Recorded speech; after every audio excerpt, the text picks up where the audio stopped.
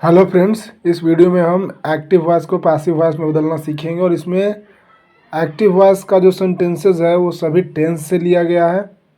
जो 12 टेंस है उनमें सभी से इंक्लूड किया गया है। साथ ही इम्पेरेटिव सेंटेंस और ऑप्टेटिव सेंटेंस के भी कुछ एग्जांपल लिए गए हैं। तो आपको ये कंप्लीट वन वीडियो मिलने वाला है जिसमें आप बहुत अच्छे से समझ जाएंगे कि एक्टिव वॉइस को पैसिव में कैसे बदला जाता है। एज अ सेट प्रैक्टिस इसको आप देख सकते हैं और समझ सकते हैं।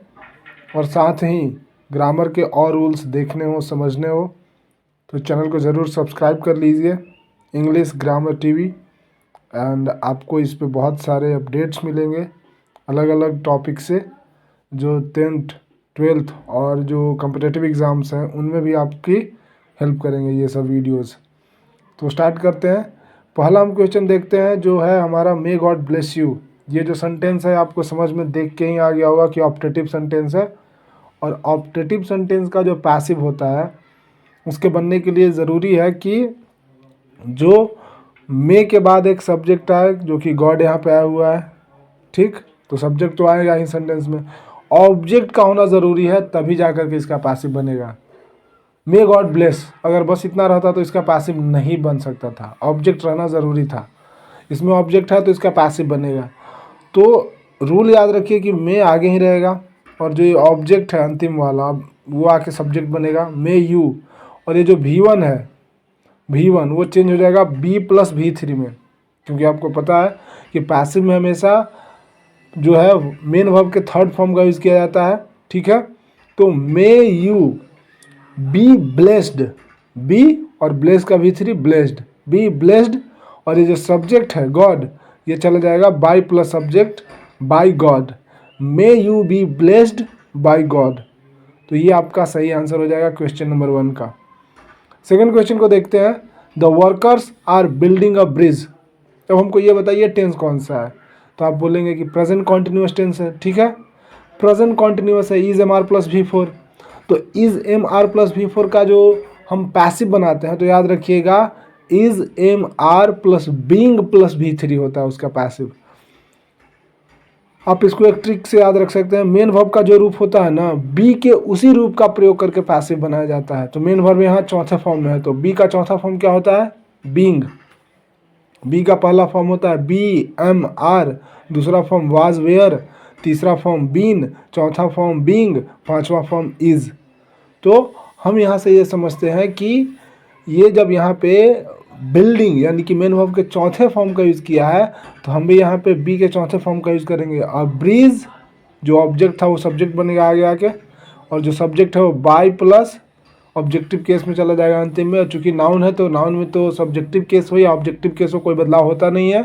तो अ ब्रिज, और ये सिंगुलर है तो इज आएगा, इज बीइंग।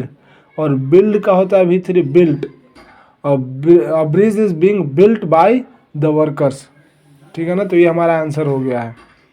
हम क्वेश्चन नंबर 3 पे चलते हैं। He had finished the work before sunset. और ये जो हमारा टेंस है हैड प्लस V3 है, तो हैड प्लस V3 जैसे हम देखें कि V3 तो बी के थर्ड फॉर्म का यूज करेंगे पैसिव में, हैड प्लस बी का थर्ड फॉर्म प्लस V3, क्योंकि हमको मेन वर्ब जिस रूप में है एक्टिव वॉइस में बी के उसी रूप का यूज करना है पैसिव वॉइस में। अब यहाँ पे मेन वर्ब थर्ड फॉर्म में है तो बी का भी थर्ड फॉर्म यूज़ करेंगे। आपको ये चीज़ बहुत ध्यान में रखना है हमेशा। मेन वर्ब जिस रूप में रहेगा एक्टिव में, पैसिव में बी के उसी रूप का प्रयोग करके उसका पैसिव बनाएंगे। द वर्क है ऑब्जेक्ट तो द वर्क से शुरू करेंगे। The work had been finished, had था इसका हेल्पिंग वर्ब तो हैड, ये मेन वर्ब थर्ड फॉर्म में था तो बी का थर्ड फॉर्म बीन। अब और ये ऑलरेडी V3 फॉर्म में है, हमको पैसिव में भी V3 चाहिए। The work had been finished by him, यहाँ हो गया बिफोर सनसेट। जो अंतिम में अदर वर्ड्स होते हैं उनको ज्यों का त्यों लिख दिया जाता है, उनमें कोई बदलाव नहीं किया जाता है, बिफोर सनसेट। ठीक है, अब हम अगले क्वेश्चन पे चलते हैं। Open the door. अब ये जो हमारा सेंटेंस है ये एक कैसा सेंटेंस है, इम्पेरेटिव आज्ञा सूचक वाक्य है और इसमें ऑर्डर का ही बोध हो रहा है। ठीक है ना, कि ओपन द डोर, दरवाज़ा खोलो, मतलब कोई ऑर्डर दे रहा है व्यक्ति। तो ऑर्डर वाले सेंटेंसेस का क्या होता है स्ट्रक्चर, कि let plus object plus be plus V3। और अगर नेगेटिव रहता तो ऑब्जेक्ट के बाद हम नॉट लगा देते हैं। तो let plus object plus be plus V3 होता है इसका स्ट्रक्चर। तो ओपन द डोर, इसका ऑब्जेक्ट कौन है? The door. तो लेट द डोर, लेट से शुरुआत करेंगे इसके पैसिव का, लेट द डोर, और be open, be plus V3, ये इसका स्ट्रक्चर हो गया। मेंटेन पूरी तरह से सही हमने स्ट्रक्चर फॉलो किया। और आगे हम देखेंगे कि इसका एक और पैसिव बनाया जा सकता है जो कि आपको एग्जाम्स में देखने को नहीं मिलेगा। जब इसका ऑब्जेक्ट नहीं होता ना, जैसे गो देयर, उसमें ऑब्जेक्ट नहीं है, तो उसका हम बनाते हैं you are ordered to go there. हम ऑब्जेक्ट वाले का भी ऐसे बना सकते हैं, लेकिन ये सही नहीं माना जाता है। लेकिन आप समझ लीजिए कि इसको ऐसे भी बना सकते हैं, you are ordered to open the door. ठीक है, चलिए अब हम आगे चलते हैं। People speak English all over the world. इसमें जो सब्जेक्ट है वो कौन है? पीपल। ऑब्जेक्ट कौन है? English. All over the world आपका अदर वर्ड है। ठीक है, where, all over the world, वो एडवर्ब है, एडवर्ब ऑफ प्लेस, पूरी दुनिया में। तो यहाँ पे हम एक तरह से समझ सकते हैं कि वो जो एडवर्बियल फ्रेज की तरह से काम कर रहा है ऑल ओवर द वर्ल्ड, और उसको बस हम लास्ट में रखेंगे। अब आपको ये चीज़ का ध्यान देना है ना कि अगर एक्टिव वॉइस का जो सब्जेक्ट है, कभी कभी होता है समवन, समवन होता है, समबडी होता है, समबडी, ठीक है, समबडी, समवन, समबडी, ये सब होते हैं इसके सब्जेक्ट। पीपल, पुलिस, डॉक्टर, ये सब होते हैं। तो इनको जब हम पैसिव में चेंज करते हैं ना, तो बाई के साथ अंतिम में लिखना ज़रूरी नहीं होता। इनको ड्रॉप किया जा सकता है, इनको स्किप किया जा सकता है, छोड़ा जा सकता है, कोई दिक्कत नहीं है। जो मीनिंग होता है वो क्लियर होता है ऑटोमेटिकली विदाउट बाई लगाए, बाई लगाने की ज़रूरत ही नहीं होती है। तो जब हम इसका पैसिव बनाएंगे और देखेंगे कि subject plus V1 plus object है, यानी कि ये प्रेजेंट इंडेफिनिट टेंस है, तो प्रेजेंट इंडेफिनिट टेंस में डू डज प्लस V1 या सब्जेक्ट प्लस V1 या V5 प्लस ऑब्जेक्ट का स्ट्रक्चर होता है। इसका पैसिव बनता है इज MR प्लस V3। ठीक है ना, बी का फर्स्ट फॉर्म और लास्ट फॉर्म जो पांचवा फॉर्म है, तो MR और लास्ट फॉर्म इज। तो इंग्लिश सिंगुलर है तो इसके साथ क्या आएगा? इज। इंग्लिश इज, स्पीक का V3 spoken, all over the world. By people लिखना ज़रूरी नहीं है, वो गलत हो जाएगा। एग्जाम्स में भी आपको यही ऑप्शंस मिलेंगे। ठीक है ना, यही वाला ऑप्शन मिलेगा आपको, चार में से कोई एक।